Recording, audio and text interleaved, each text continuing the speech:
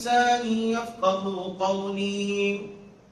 اللهم صل على محمد في أفضل كلامنا. اللهم صل على محمد في آخر كلامنا. اللهم صل على محمد في كل كلامنا يا رب العالمين. معزز سامعین نظام، محترم بزرگوں، دوستوں، دینی بھائیوں، پیارے نوجوانوں اور امت مسلمہ کے معصوم شگفتہ پھول بچوں، میں نے آپ حضرات کے سامنے دوران خطبہ کلام اللہ شریف کی ایک آیت، جس پارے کا نام یعتذرون ہے، اس میں ایک سورت جس کا نام سورہ یونس ہے، اس میں کی ایک آیت کا ٹکڑا تلاوت فرمایا، جس میں اللہ تبارک و تعالیٰ کا ارشاد گرامی ہے: بے شک اولیاء اللہ کے دوست وہ ہیں جو ایمان لے کر آئیں اور تقوی اختیار کیے، انہیں نہ کسی چیز کا خوف ہے اور وہ نہ غمگین ہوں گے۔ ان کے لیے دنیا میں زندگی میں اور اخروی زندگی میں بشارت ہے، کامیابی ہے۔ یہ اللہ کی بات ہے، اللہ اپنی بات کو بتائے ہوئے اس میں کچھ تبدیلی نہیں کرتے، یہ بہت بڑی کامیابی ہے۔ حضور صلی اللہ علیہ وسلم کا ارشاد گرامی ہے: جس شخص نے میرے ولی کے ساتھ دشمنی کی، گویا کہ وہ میرے ساتھ دشمنی کی۔ اليوم اکملت لکم دینکم واتممت علیکم نعمتی ورضیت لکم الاسلام دینا۔ اس آیت مبارکہ میں اللہ تبارک و تعالی یہ ارشاد فرمانا چاہ رہے ہیں: آج میں نے تمہارا دین مکمل کر دیا اور میری جو نعمتیں تھیں وہ بھی آپ پر مکمل کر دی گئی اور آپ کے لیے دین اسلام کو منتخب کیا گیا۔ آپ صلی اللہ علیہ وسلم کا یہ دین بہت بڑا دین ہے۔ جب تک حضرات انبیاء علیہ السلام دنیا میں مبعوث ہوتے آتے، دین کی محنتیں ہوتی۔ جب حضرات انبیاء علیہ السلام دنیا سے پردہ فرما کر چلے جاتے، دین کا کام رک جاتا۔ آخر میں میرے اور آپ کے آقا ساقی کوثر، شافی محشر، تاجدار بطحا، احمد مجتبی، طٰہٰ و یاسین، مزمل و مدثر، آمینہ کا دلارا جناب محمد الرسول اللہ صلی اللہ علیہ وسلم تشریف لائیں۔ آپ کا بھی یہی کام تھا۔ اللہ تبارک و تعالیٰ نے آپ صلی اللہ علیہ وسلم پر یہ آیت مبارکہ نازل فرمانے کے بعد یہ کہہ دیا کہ آج میں نے آپ کے اوپر دین کو مکمل کر دیا اور صبح قیامت تک یہی دین رہے گا اور نہ کوئی وحی آئے گی۔ اب حضرت عیسیٰ علیہ السلام آئیں گے، امام مہدی آئیں گے، وہ ایک خلیفہ کی شکل بن کر آئیں گے اور خلیفہ کی بدولت پر ان کی نصرت کرنا مسلمانوں پر واجب ہے اور شریعت میں کوئی رد و بدل نہیں ہوگا۔ آپ صلی اللہ علیہ وسلم پر نبوت کا دروازہ بند ہو گیا۔ جو کوئی نبوت کا دعوے دار ہے، نبوت کا دعویٰ کرتا ہے، وہ جھوٹا ہے، کذاب ہے، سب سے بڑا دجال ہے۔ آپ صلی اللہ علیہ وسلم کا یہ لایا ہوا دین ہمیشہ آگے بڑھتا رہا۔ میں نے دوران خطبہ آیت مبارکہ پڑھی، الا ان اولیاء اللہ، بے شک اولیاء اللہ، ایک دوسرا ترجمہ اللہ کے دوست وہ ہیں جنہوں نے تقوی اختیار کیا اور ایمان لے کر آئے۔ اب ایسے لوگوں کے لیے جو تقوی اختیار کیے، ایمان لے کر آئے، اللہ ان کے لیے خوشخبری سنا رہے ہیں۔ آپ خوشخبری سنا دیجئے، ان کے لیے دنیا کی زندگی میں بھی کامیابی ہے اور آخرت کی زندگی جو لامحدود ہے اس میں بھی کامیابی ہے۔ اب یہاں مفسرین کرام فرماتے ہیں کہ اولیاء اللہ کو نہ کسی چیز کا خوف ہے اور نہ وہ غمگین ہوگی۔ اب دنیاوی حالات کے اعتبار سے دیکھا جائے تو ہر آدمی پر پریشانی آتی ہے، ہر آدمی اپنے ماتحت لوگوں کے ساتھ رہتا ہے، پریشان بھی ہوتا ہے، غمگین بھی ہوتا ہے۔ مفسرین کرام اس کی 3 وجہ بناتے ہیں۔ پہلی وجہ یہ ہے کہ اولیاء اللہ کو نہ کسی چیز کا خوف ہوگا اور نہ وہ کسی چیز کے لیے غمگین ہوں گے۔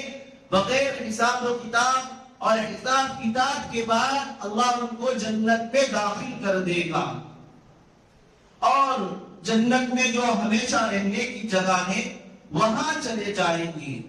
اب یہ سوال یہاں پیدا ہوگا کہ وہ مسلمان جنہوں نے اپنی سزا کاٹنا ہے، انجام کار وہ بھی جنت میں داخل ہو جائیں گے۔ اس میں اولیاء اللہ اور عام مسلمانوں کے لیے کیا فرق ہے؟ تو ایک بڑے بزرگ ہیں، فرماتے ہیں اولیاء اللہ کے لیے دنیا اور آخرت میں دونوں عام الگ الگ مقامات ہیں۔ علامہ آلوسی رحمۃ اللہ علیہ فرماتے ہیں کہ اولیاء اللہ کو نہ کسی چیز کا غم ہوگا اور نہ وہ غمگین ہوں گے، نہ کسی چیز کے ڈر چلے جانے کا خوف ہوگا، کہ بتاتے ہیں علامہ آلوسی رحمۃ اللہ علیہ کہ دنیا داروں کی طرح نہیں ہوتے اولیاء اللہ۔ یہ دنیا دار کے یہاں وہی چیز چلی گئی، وہی چیز ختم ہو گئی یا کوئی اور چیز ختم ہو گئی، اس کی تاک میں رہ جاتے ہیں، اس کے بارے میں سوچنے لگتے ہیں۔ تو اولیاء اللہ میں خاص فرق یہ ہے کہ انہیں نہ کسی چیز کا خوف ہے اور نہ وہ غمگین ہوں گے۔ اور جو فطری چیزیں ہیں آپ صلی اللہ علیہ وسلم کے ساتھ بھی پیش آئے، چچا ابو طالب کا انتقال ہو گیا، گزشتہ 1 مہینے سے آپ سیرت نبوی کے عنوان پر آپ صلی اللہ علیہ وسلم کی سیرت کو سن رہے تھے۔ ایمان لانے والے حضرت بلال حبشی رضی اللہ عنہ، حضرت سمیہ رضی اللہ عنہ، حضرت عمار بن یاسر رضی اللہ عنہ کو کس طریقے سے لوگوں نے ستایا، مارا، ڈرایا، دھمکایا، اور آپ صلی اللہ علیہ وسلم جب کعبے میں نماز پڑھ رہے تھے، عقبہ بن معیط نے چادر ڈال کر آپ کے گلے میں اس زور سے کھینچا کہ آپ کی آنکھ باہر آ گئی۔ یہی عقبہ بن معیط نے آپ صلی اللہ علیہ وسلم بیت اللہ شریف میں جب نماز پڑھ رہے تھے ان کی بوجھڑی لا کر ڈال دیا۔ اولیاء اللہ کو دنیا سے کسی چیز کا خوف نہ ہونے کا مطلب یہ ہے کہ فطری چیزوں میں سب شامل ہیں، اور اپنی خاص چیز چلے جانے سے جو دنیاوی لوگوں کو پریشانی ہوتی ہے، ایسی پریشانی اولیاء اللہ کو نہیں ہوتی اور نہ وہ کسی چیز سے خوف محسوس کرتے ہیں۔ اب احادیث میں آتا ہے بندہ نوافل کے ذریعے اللہ سے اتنا قریب ہو جاتا ہے کہ جب بندہ بولتا ہے اللہ کی زبان بولتا ہے، جب وہ سنتا ہے اللہ کے کان سے سنتا ہے، جب وہ پیر سے چلتا ہے گویا کہ وہ اللہ کے پیر سے چل رہا ہے۔ مطلب گویا کہ اس کا بولنا اللہ کی رضا کے مطابق ہوگا، اللہ کی خوشنودی کے مطابق ہوگا۔ اس کا سننا اللہ نے جن باتوں کو حلال کیا ہے، جن باتوں کو جائز قرار دیا ہے، اللہ نے جن کو اوامر بتلایا ہے وہی سنے گا۔ جن کو اللہ تبارک و تعالیٰ نے منع کیا ہے ان سے یہ بندہ رک جائے گا۔ احادیث کا ایک بہت بڑا ذخیرہ ہے، ایک تفسیر کی ایک کتاب ہے اولیاء اللہ کون ہے، اس میں عبارت لکھی ہوئی ہے الذین اذا رأوا، جب ان لوگوں کو دیکھا جائے اللہ کی یاد آ جائے، جب وہ بندوں کو دیکھا جائے، وہ بندوں کو دیکھنے سے اللہ کی یاد آ جائے، یہ ہوتے ہیں اولیاء اللہ۔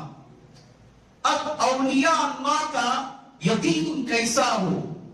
توحید پرست ہو، جو کچھ کرتا ہے سب اللہ کرتا ہے، اللہ کے علاوہ کوئی کرنے والا نہیں، زمین و آسمان کا پیدا کرنے والا خالق تنے تنہا اللہ ہے، ہر چیز کو پیدا کرنے والا صرف اللہ ہے، شریعت پر چلنے والا ہو، اللہ نے جو اوامر بتائے، جو نواہی بتائے، اوامر پر چلے، نواہی سے رکے، امر بالمعروف کرے، نہی عن المنکر کرے، یہ آدمی ولی ہوتا ہے، ان کو اللہ کا دوست کہا جاتا ہے۔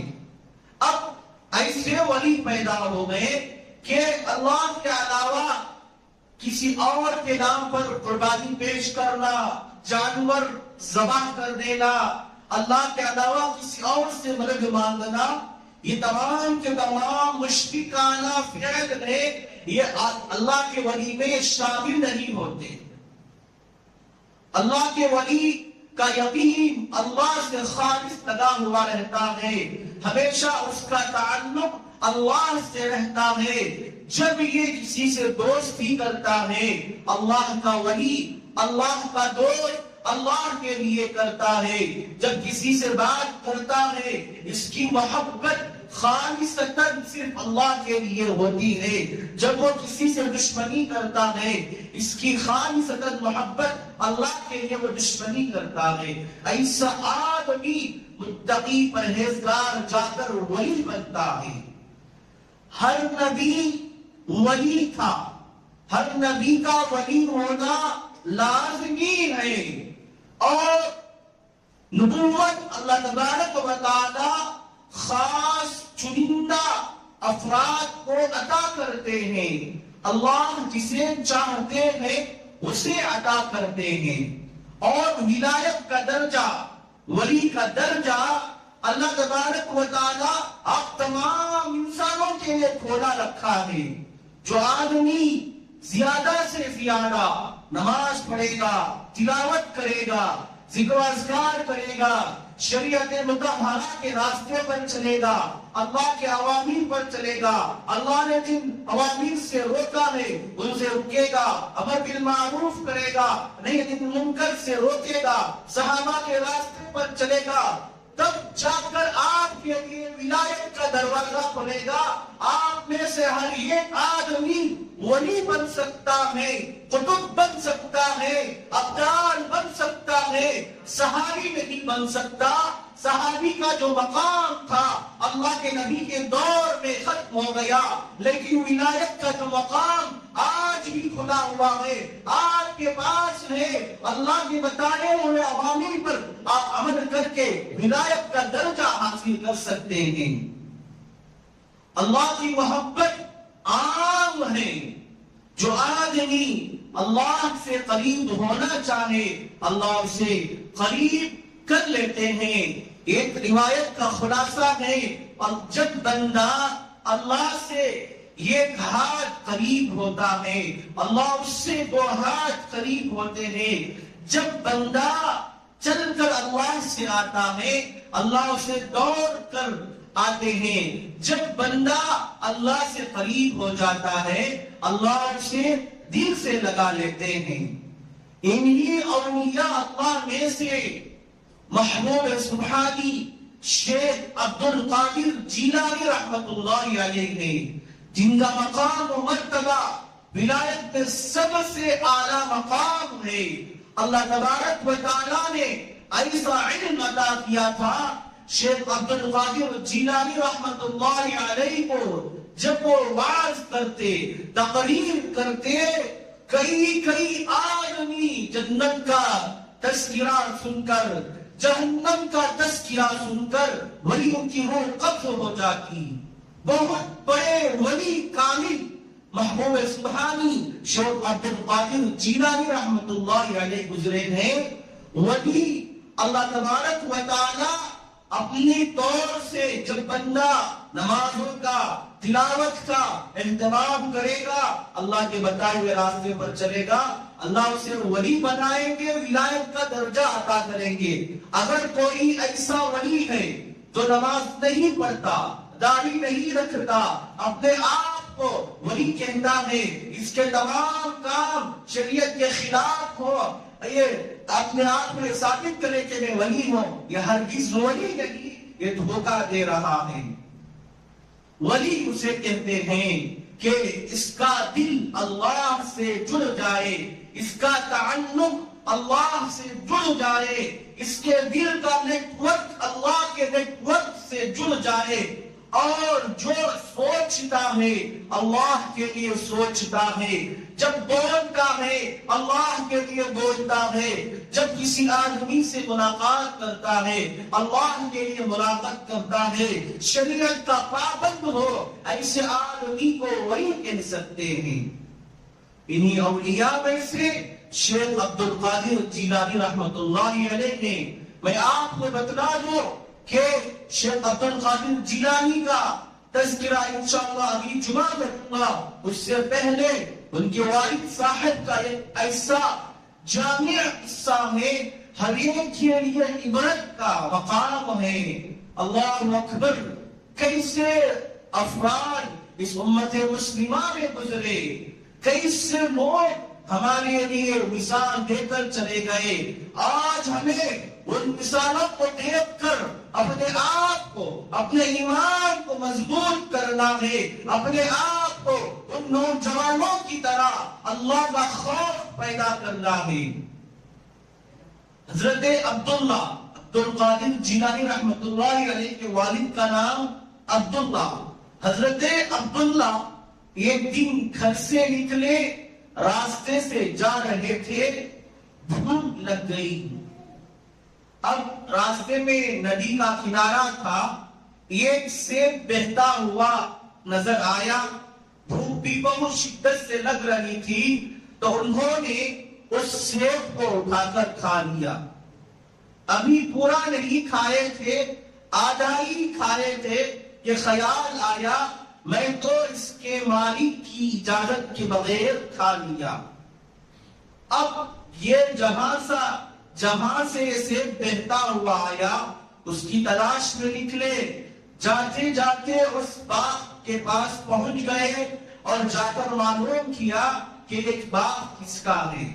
تو حضرت عبداللہ صومعی، پتا چلا کہ عبداللہ صومعی کا یہ باغ ہے. تو حضرت عبداللہ نے عبداللہ صومعی سے کہا آپ کے درخت کا سیب بہ رہا تھا، میں نے کھا لیا، آپ اسے معاف فرما دیں. بزرگ عبداللہ صومعی نے کہا کہ میں اس وقت معاف کروں گا جبکہ تم میرے اس سیبوں کی، درختوں کی، اس باغ کی باغبانی کرو. 10 سال تک تم اس کی خبرگیر کرنا، اس کا اچھی طریقے سے جائزہ لینا اور اس کی خدمت کرتے رہنا.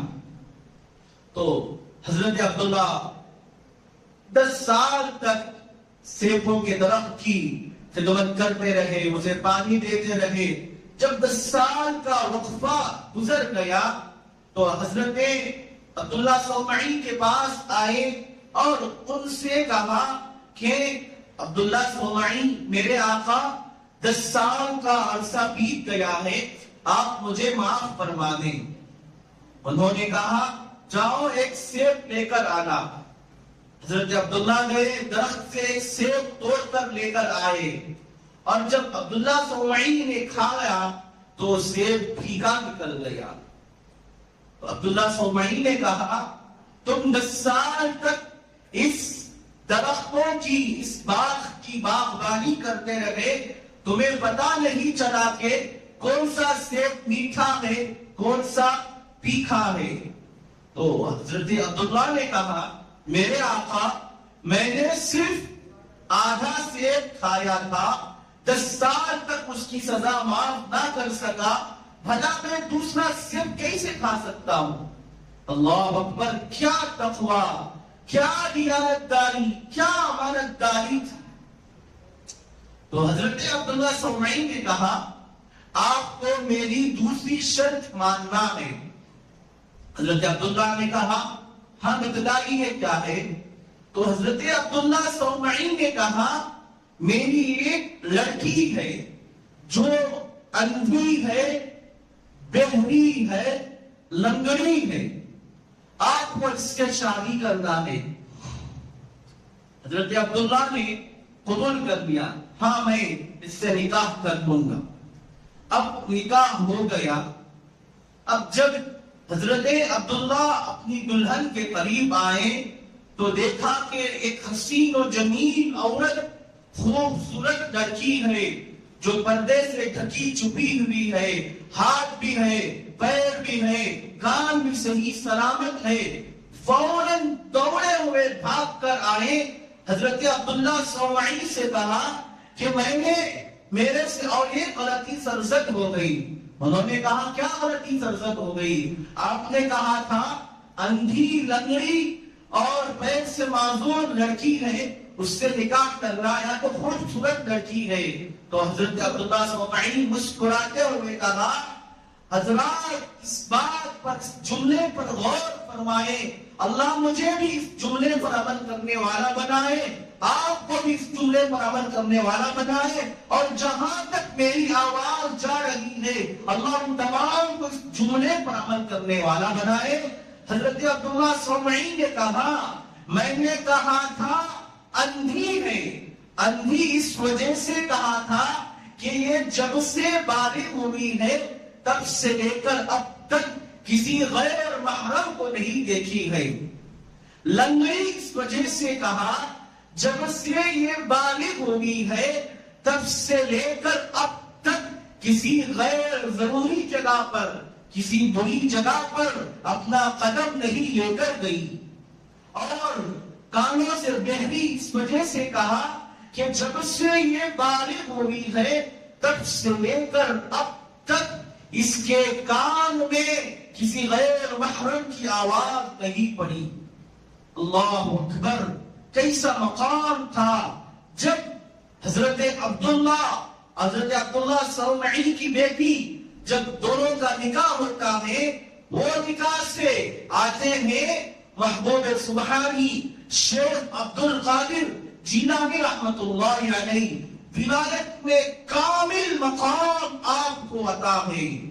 جہاں سے ولایت کا درجہ شروع ہوتا ہے یہیں سے شیخ عبد القادر جیلانی رحمت اللہ علیہ سے بھی ولایت کا مقام ملتا ہے۔ اللہ نے آپ کو بہت زبردست ایک ولایت کا مقام عطا کیا تھا۔ حضرت محبوب سبحانی شیخ عبد القادر جیلانی رحمت اللہ علیہ بچپنے میں جب ان کے پڑھائی کا زمانہ آیا، آپ کے والد کا انتقال ہو گیا تھا، ماں تھی، انہوں نے بغداد کے لیے آپ کو تعلیم کے لیے بھیجا، پھر وہاں سے ڈاکوؤں کا کیا قصہ پیش آیا، پھر وہاں جا کر کھانے کے اجنبی آدمی ہیں، مدرسے تو اس وقت نہیں تھے، کہیں کسی عالم کے پاس چلے گئے، کسی درخت کے پاس چلے گئے، کچھ کھانے کو مل جاتا، یا کسی درخت کے نیچے مارکیٹ میں سبزی کے ٹکڑے پڑے ہوئے رہتے، اسے اٹھا کر کھاتے یا نہ کھاتے۔ آپ کی والدہ نے یہ نوجوان کو بھیجا تھا کہ جا کر میرے بیٹے کو اتنی رقم دے دے۔ آیا وہ نوجوان وہ تمام کی تمام رقم محبوب سبحانی کو لوٹاتا ہے یا اس میں کمی بیشی کرتا ہے؟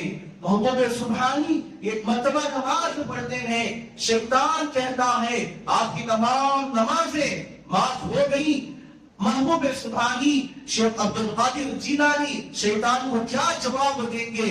انشاءاللہ اگلی جمعہ میں ان تمام واقعات کے ساتھ حاضر خدمت ہوں گا۔ حضرات، ہمیں آج پہچاننے کی ضرورت ہے ولی کون ہے، ولی کسے کہتے ہیں، اور جو اللہ والے ہوتے ہیں ان سے قریب ہونا چاہیے۔ اللہ والوں کی صحبت میں اگر ہمارا ایک لمحہ بھی گزر جائے 100 سال نفل عبادت سے بہتر ہے۔ آج ہمیں جاننے کی ضرورت ہے کہ ہمارے اس عالم میں، ہمارے اس دنیا میں کون ایسے بندے ہیں جنہیں دیکھنے سے اللہ کی یاد تازہ ہوتی ہے، جنہیں دیکھنے سے ہمارا ایمان تازہ ہوتا ہے۔ ایسی مجالس میں اللہ تبارک و تعالیٰ مجھے اور آپ کو بار بار بیٹھنے والا بنائے۔ اللہ میرے دل کا، آپ کے دل کا اور تمام امت مسلمہ کے دل کے تزکیہ فرمائے۔ اللہ ہمارے دلوں سے حسد کو نکالے، بغض کو نکالے، کینہ کو نکالے۔ اللہ ہمارے دلوں میں ایک دوسرے کے لیے محبت پیدا فرمائے، ایک دوسرے کے لیے اخوت بھائی چارگی پیدا فرمائے۔ آمین وآخر دعوانا الحمدللہ رب العالمین۔ جو حضرات سنت نہیں پڑھے وہ سنت پڑھیں۔